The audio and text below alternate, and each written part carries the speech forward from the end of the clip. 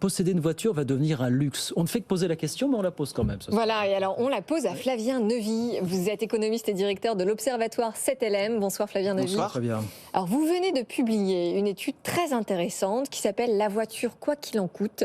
Cette étude, elle nous dit plein de choses. Hein. Point d'interrogation, oui. Exactement. Mais cette étude, donc, elle nous dit plein de choses. Elle nous dit notamment qu'on reste très attaché, en tout cas on reste très dépendant, notamment en France, à ce moyen de transport pour nos déplacements professionnels et personnels. Mais ça nous dit surtout qu'elle coûte de plus en plus cher, cette voiture. Le prix d'un véhicule neuf a progressé en Europe d'environ 10% en 15 ans, donc c'est énorme. Si bien que 6 Français sur 10 se posent aujourd'hui la question de savoir s'ils posséderont une voiture dans quelques années. Et par ailleurs, 6 personnes sur 10 en Europe disent avoir déjà renoncé à se déplacer en raison du coût induit. Donc oui, la question que Guillaume pose, eh bien, elle est tout à fait pertinente. Est-ce que la voiture va devenir un luxe dont beaucoup de Français vont devoir se passer ? C'est une vraie question qui a derrière des répercussions sociales. Les prix de vente des voitures neuves sur ces 20 dernières années ont augmenté 2 fois plus vite que l'inflation. Donc les prix catalogues se sont envolés. Les constructeurs expliquent que c'est parce qu'il y a plus de matériel de dépollution, donc il faut mieux équiper les voitures. C'est vrai en partie, pas seulement, mais en tout cas ça a tiré les prix vers le haut.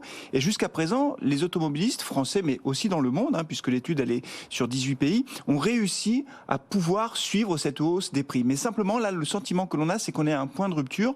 Et la question qui se pose, c'est qu'avec l'électrification des voitures, puisque l'Europe a décidé d'interdire la vente de voitures thermiques, est-ce que l'électrique va être le coup de grâce ? Est-ce qu'avec la voiture électrique, on va sortir du marché beaucoup d'automobilistes ? Avant ça, Flavien Neuvy, avant qu'on parle de l'électrique, je pense évidemment à la ruralité. Est-ce qu'on peut se dire que la voiture pourrait devenir un motif d'exclusion ?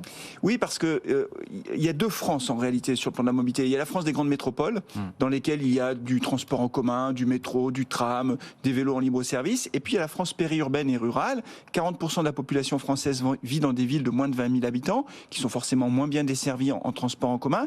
Et dans ces villes-là, les Françaises et les Françaises qui y habitent n'ont pas le choix. C'est-à-dire que le litre d'essence soit à 2 €, qu'il faille faire la queue pendant 3 heures pour aller chercher du carburant, ils n'ont pas le choix, ils le font. Parce qu'il n'y a pas d'autre mode de transport. Donc c'est vrai qu'il y a 2 France qui ne se comprennent plus trop quand on parle de voiture.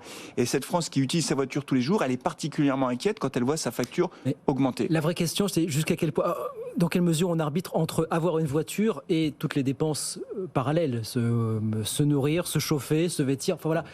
Où est-ce qu'il est le point de bascule pour vous, en fait, Flavien, finalement ? Quand on regarde sur ces 40 dernières années ce qui s'est passé dans le budget des ménages, au début des années 70, il fallait à peu près 2000 heures de travail au SMIC, au salaire minimum, pour se payer une 4L ou une 2 chevaux. Aujourd'hui, il en faut la moitié pour se payer une Clio. Donc on va dire qu'il faut moins travailler pour se payer une citadine.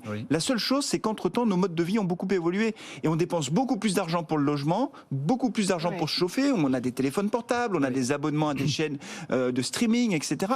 Et donc, l'argent dont on dispose pour aller faire ses courses ou pour se déplacer, est moins disponible. Les marges de manœuvre financières se sont réduites. Et donc, les automobilistes ont le sentiment d'être pris à la gorge. Pour autant, vous voyez beaucoup de foyers dans les prochaines années prendre la décision, franchir le pas de dire je n'achète plus de voiture.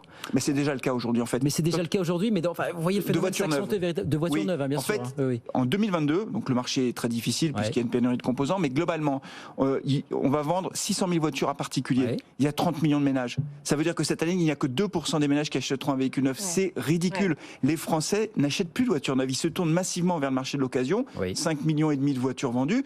Donc en fait, déjà, ils font ces arbitrages. Mais ça peut encore s'aggraver. Mais alors justement, dans ce contexte-là, quid de l'électrique, quand on sait qu'une voiture électrique coûte en moyenne 20 à 30% plus cher à l'achat que son équivalent thermique, comment est-ce qu'on peut réussir à convaincre les utilisateurs de basculer vers le tout électrique dans ces conditions-là ? Alors, ils n'auront plus le choix puisque les constructeurs seront obligés de faire des voitures électriques. Donc, il y aura plus d'autres alternatives quand on voudra acheter un véhicule neuf en 2035. La seule chose, c'est qu'il y a un aléa qui est énorme. Vous le dites, les voitures électriques sont beaucoup plus chères aujourd'hui, malgré les aides publiques, que les voitures thermiques. Tout le pari qui est fait, c'est de dire que plus on va produire de voitures électriques, plus on va baisser les coûts de production. Il y a un aléa qui est majeur, c'est le coût des matières premières. On voit que les cours du lithium, par exemple, se sont envolés, le cobalt, le nickel. Et donc la question, c'est de savoir si avec l'envolée du nombre de voitures électriques, on ne va pas assister là aussi à une envolée des cours. On ne peut pas faire de pronostic. En tout cas, nous, à l'Observatoire 7LM, on ne fait pas de prévision là-dessus. Mais c'est une question qui est posée. Et le risque qu'on arrive en 2035 avec des voitures électriques de base qui coûtent 40 000 ou 50 000 euros est très grand. Et là, à ce prix-là, pas grand monde pourra se les payer. Sauf, je pense qu'on va penser à la même chose. Voilà. Oui, évidemment, parce que la question qui se pose, c'est la souveraineté, forcément.